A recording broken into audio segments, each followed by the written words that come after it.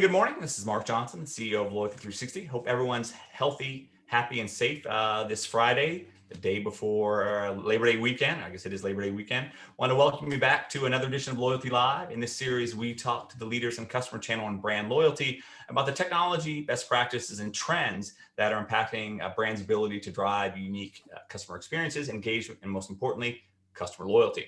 Today, we have the pleasure of speaking with two people. First time we've done two, so we're looking forward to this. We have Kim Welther and Jeremy Riga from Baesman. How are you today? Good, thank you. Good. Hey, Mark. Doing Kim, good. how are you? I like your office. It looks good. It looks clean. I gotta have my own workspace right now, so I try and keep it tidy. It's only because of the way I've chosen to point the camera. Yeah, you can see from back there. You don't see what's on the floor. So that's right. That's right. That looks good. Anyway, so thanks for taking the time to talk to us today. Looking forward to the discussion. First off, can you tell us a little bit both about yourselves, and also for those who may not know what Baesman is, what you guys do, it'd be great to have kind of a short overview of Baesman and kind of some of the amazing work that you guys do. Sure, Kim Welther. Yep, I'll start. Kim Welther, I lead our loyalty and CRM division at Baesman. I've been with the company almost 10 years now. I work with brand marketing teams to identify CRM and loyalty strategy and really help them in not only the strategy, but the execution and the hindsight. We have a variety of clients at Baesman. Really, we were rooted within the retail space, but we quickly have moved into home service, healthcare, and a lot of other areas. And we do have all of our client data in-house. Okay, great. Yeah, I lead Baesman's technology teams, which primarily includes our loyalty applications and software development on our loyalty platform, as well as some of the more classical information technology functions like infrastructure and data security. I've been with Baesman for 6 years in October, and before Baesman, I was with the Center of Science and Industry in Columbus, Ohio. And before that, I've been a happy nerd for about as long as I can remember. That's great. One of the things that we like to do in these interviews is to get a fun fact, kind of about, obviously about you, something that you like to do. We've heard people that like sailing. We've heard that people that like video gaming. It's been interesting. So maybe a fun fact about you, Jeremy, first. Well, I would say the most fun fact about me is that I'm terrible at fun facts. And I assumed an icebreaker question was going to come up, and so I was actually Googling for ideas about fun facts before we got on. So that is the most boring fun fact I can give. The only exciting thing is that I am deathly afraid of heights. Not that anybody is going to care deeply about that, but I can't even make it 3 or 4 steps up a ladder without panicking. All right, that's a fact. We'll roll with fun. What about you, Kim? Fun fact, I actually, my name was spelled wrong on my birth certificate. My mom threw an extra E in there, and we did not realize it until I went to go get my driver's license. So to this day, I still spell my name 2 different ways, from what my birth certificate says to what my name is. So if you see me, you can call me Kimberly, or you can call me Kimberelli. Either one works. All right, no, that's good. So you kind of talked a little bit about what Baesman does, maybe a little more kind of overview of what you guys do. You talked about data. A lot of people have customer loyalty, CRM, customer experience platforms, and obviously the interest in them is growing significantly during COVID-19. But I think a little bit more detail on kind of how you guys look at data, how you kind of increase the efficacy of some of the programs that are marketing. And a lot of times people will work with you and they may have their customer experience or customer loyalty platform on another kind of technology, correct? Yeah, we've worked with customers both ways. I mean, we're Baesman's a 3rd generation family-owned company that's been around for over 60 years at this point. We started as a commercial sheet fed printing company and really started to evolve services, just about a decade ago, to help brands expand their marketing initiatives. So we've got multiple divisions and locations. And then of course our CRM and loyalty division, it takes care of loyalty services, SaaS and data analytics services, reporting services, and of course the full range of marketing services as well. But like Kim mentioned previously, our history is primarily rooted in retail. I mean, that's sort of where we were born, and we typically take all of that experience and apply that to other companies so that we can support a brand in just about any industry that needs to engage customers on a more personal level. Okay, great. one of the things we like to do as well is get a definition of customer loyalty. Obviously, customer loyalty is changing rapidly for some, but it's always great to have an understanding of how you, Baesman, kind of define customer loyalty from a connotative and denotative perspective. Sure. We really like to think of customer loyalty as driving your customer out of a one-time buyer, driving that kind of second, third, and hopefully becoming a lifetime purchaser. And really, a brand does this through two ways, a great product and a great customer experience. And really, we have to work with brands around a great loyalty program isn't going to make a loyal customer. And so we have to make sure that they have those product and experiences before we can build any type of loyalty. Okay, great. Jeremy, any thoughts on the definition? No, I think she summed it up quite nicely. Okay, great. We are trying to pull together kind of an emotional paper on emotional loyalty. And one of the questions that comes out of that is, what's the difference between an emotional loyal customer and kind of a repeat customer? You guys have any kind of perspective on that? Yeah, I think that emotional loyal customer comes within that customer experience. I think as we head into kind of a new way in which brands are being challenged with customers having a voice larger than they've ever had before through the social platforms, we have to be very careful about that customer experience and making sure that there is an emotional tie to that. And, we see it in every day where that voice is being heard, and we want to make sure that we understand that customer experience and we get it right every time, because one bad customer experience can be so impactful and reach so many. Absolutely right. One of the things, obviously COVID's been very impactful. Different industries have been hit harder than others. The numbers say from the jobs report looks good, but obviously lots of challenges. You talk maybe about a couple of challenges that brands of yours may be having, or in how you are kind of help them. And kind Yeah, of sure. the challenges you're seeing right now. Yeah, I would say our two biggest challenges, number one is always budget. Trying to do more with less budget is always kind of that marketer's challenge, and really trying to understand the profit centers that we currently have and maximizing those. But I would also say then the second challenge, hands down, is technology. And part of the reason that it was important for Jeremy to join us today is that we are seeing technology continuing to be a problem, with technology constraints for marketers within program experience and strategy, and not having the ability to build the right experience or have the right strategy in place to make the differences we know we need to make. If the technology isn't easily integrated into your web, your POS, and all of your kind of customer channel experiences, it's going to be a problem. And we have to eliminate those customer hurdles that bad technology keeps putting up. Absolutely. So you talked about technology a little bit. We've seen that a lot from our membership base. We have, periodic meetings with brands, usually once a week.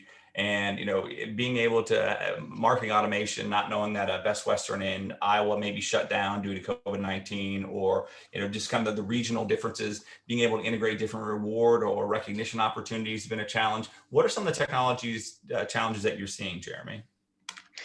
I mean, a lot of them, just exist with technological debt that's been carried forward from previous generations. And that could be at e-com systems or POS systems. But those things really begin to water down what are otherwise great intentions that have been set aside inside of a brand to foster a strong relationship and grow loyalty. So for us, I mean, it's like if you can't invest a bit in R&D and testing and adopting new customer-facing technologies quickly enough to be effective, then what you end up doing is sitting on a legacy system and sort of getting passed by as incumbents are coming along, or new companies are coming along who are technologically native. They're starting on stronger platforms and without the legacy debt that carries forward. And so we have found that those can really hold people back from doing the things that they want to do for their customers. And even if a brand, doesn't have all of the high technology pieces in place, they have to be able to allow and enable customers to be loyal. And what I mean by that is, you don't want a customer trying to be loyal to the brand in spite of the brand's technologies. You want them to be empowered by it and supported by it.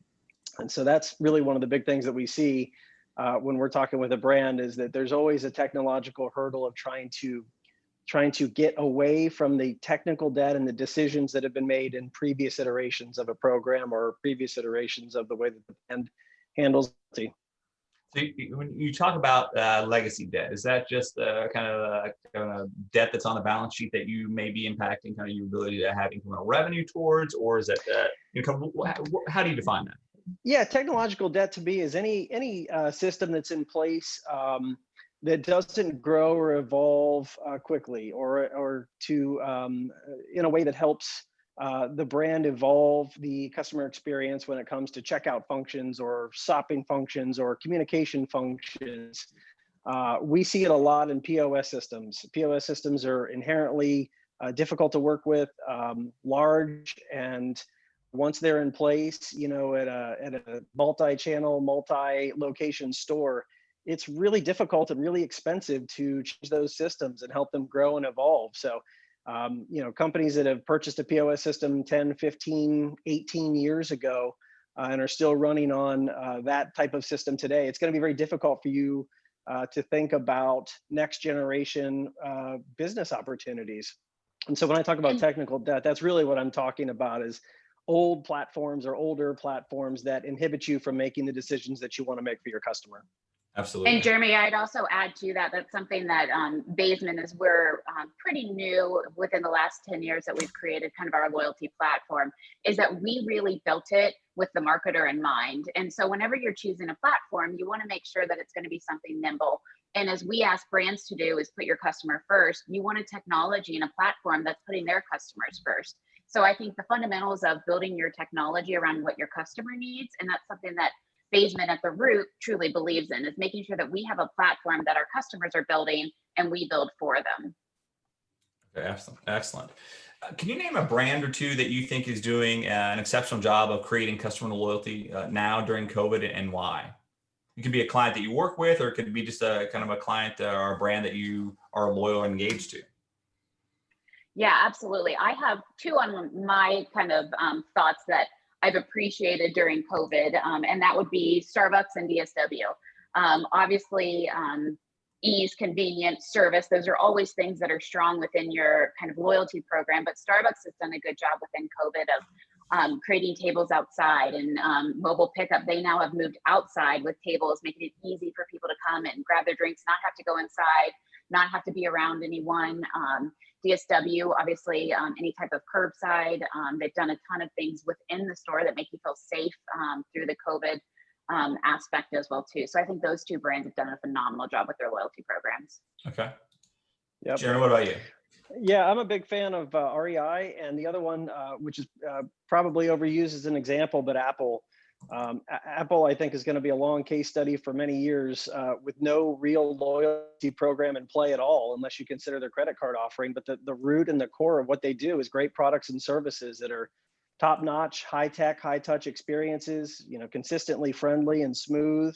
They're always improving and evolving the way that customers interact with their brand. And I think the interesting thing is that, what they're selling is basically hardware and software. And so they have sort of full control of this experience, which is why when you get near an Apple store, it knows that you're near, and it knows what it's there. It knows why you're there, whether you've placed an order previously that you're coming in to pick up, or whether you are ready to start a self-checkout session. And so I think there's a lot of really interesting technology plays that are going on there that a lot of brands can learn from. Excellent. REI seems to be one that's been mentioned a couple times this week in conversations we've had. I know it's the second loyalty live of the week, and REI was mentioned earlier, so they seem to be doing something well. People seem to really like those guys. Yeah, people are very loyal to REI. So as we mentioned earlier, COVID-19 has had a pretty significant impact on brands' marketing budgets, allocation of funds. What are your clients asking for you now that they may not have been asking for in January or even going 12 months back? Oh, I would say the biggest question we're getting is what's to come with Q3 and Q4. Everybody is anxious. Everybody is trying to understand the customer sentiment as we head into holiday. What is there to expect? And I think it's really interesting as we basically are looking at 2020 as a year of metrics that we have to throw out the door. It's just going to really do a number on us. But as we head into Q3 and Q4, we've got a pandemic. We have an election year.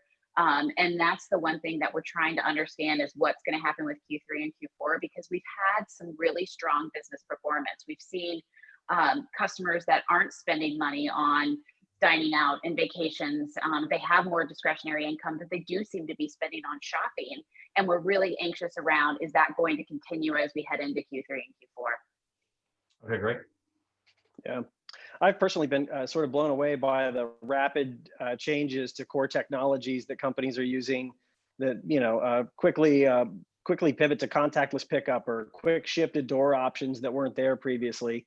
And it constantly reminds me when I'm seeing this, how quickly changes can be done when they need to be done, especially in the technology space.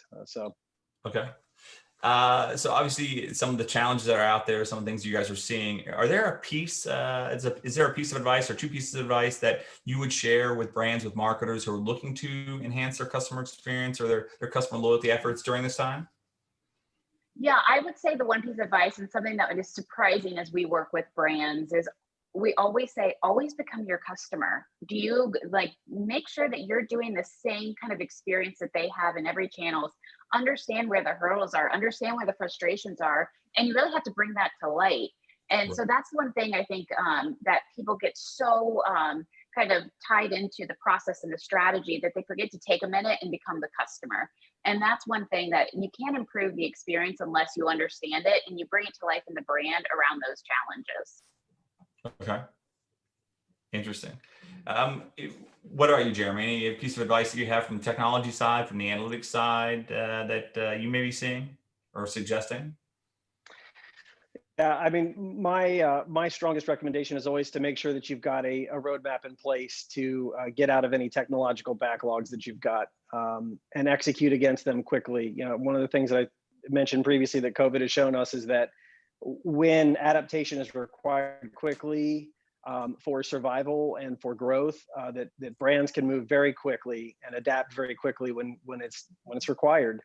And so elevating some of those technology projects that cause hiccups in customer experience, I think, is a place where people should focus a lot of effort. Okay. Interesting. Now, we have what we call the CMO Challenge Question. We'd like to ask a question, people we're speaking with. You could ask a question of a competitor, of another technology provider, of a brand, or a series of customers. What would that question be regarding customer loyalty?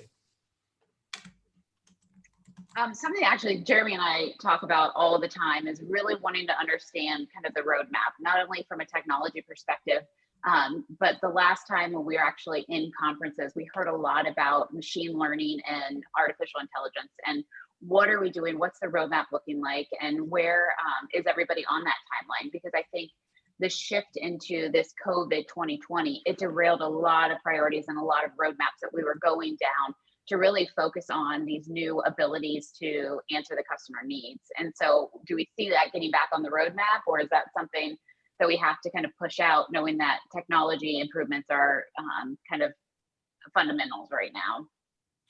Okay, great. Jeremy, same thing?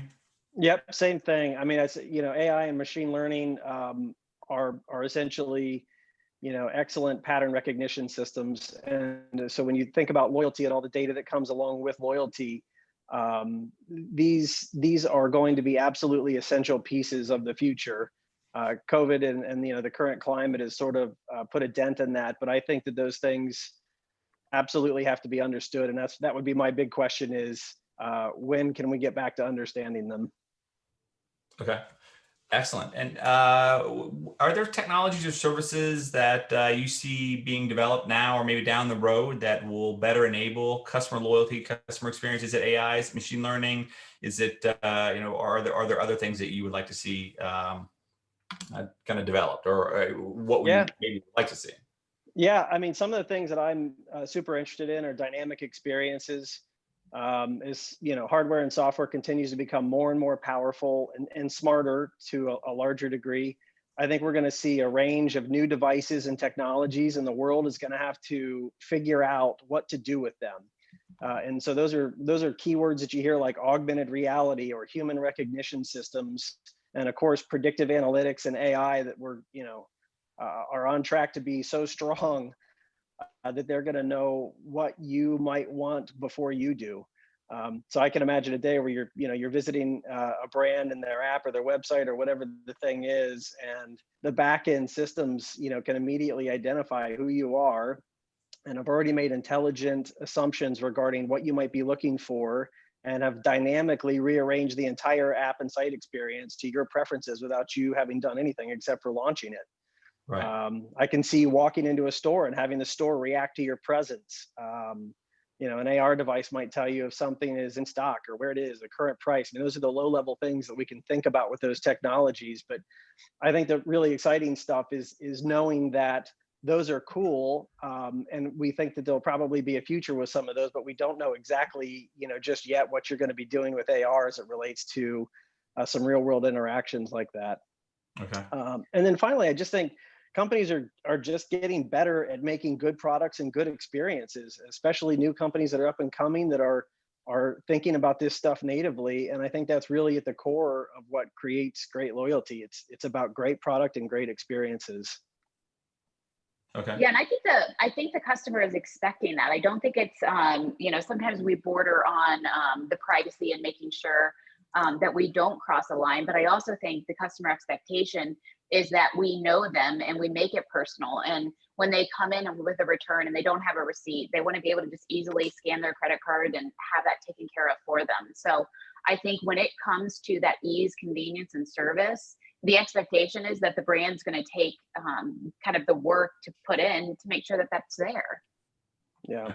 And what about the human side, right? I mean, more and more people are kind of getting data together. It's probably the Pareto principle, right? The 80-20 rule. But, one of the biggest challenges we hear from brands is, how do we get the employees to buy in, not only to the customer loyalty program, but the service, the product, and the kind of that need right now, that insatiable need we're hearing from marketers of, wanting to engage the brand, wanting to have that great engagement in store, online, or what have you, with that customer service rep. How do we kind of push that human side? Yeah, absolutely. I think it's important that you always understand you've got to treat your employees how you want them to treat your customers.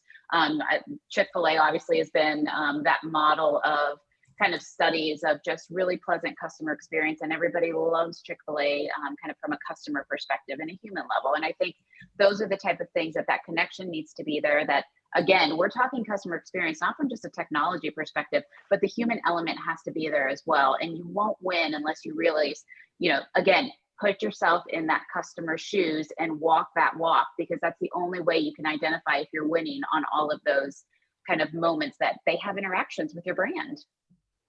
Okay, great.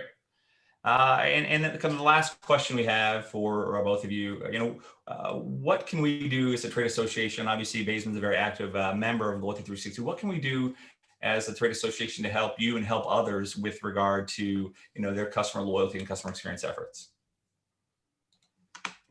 Yeah, I think the best thing is continuing to do what you're doing, continuing to drive the discussions, fostering the environments where the brands and agencies are able to come together. It's a hard time right now. You guys have done an amazing job at adapting during COVID. But I think all of us are eager to get back to that in person, eager to get back to those times where we can look ahead to the future and think about it as collective individuals, so that we can be prepared for what we believe to be coming and get ready from a brand perspective to get everything on that roadmap. Okay, great. Any last thoughts, anyone? Any questions for me or for us? Gosh, not that I can think of. All right. Are the Ohio State Buckeyes going to play football this year or no? Fingers crossed. The head recruiter lives in my neighborhood and he is not confident currently. So I'm waiting to hear. Hopeful. Okay. Well, Kim, Jeremy, thank you very much for taking the time to talk to us today. It's always great to catch up with you guys, see what you guys are up to, and very interesting discussion. And thank you for all your amazing insight. Yeah, thanks for inviting us. Thanks, Mark. All right. Thank Talk you. to you soon. Thanks, everyone. Tune in Bye. a couple Tuesdays. I think we'll be the next one. Then we get a consistent Tuesday, Friday schedule going forward. So thank you very much. Talk to you guys soon. Thanks.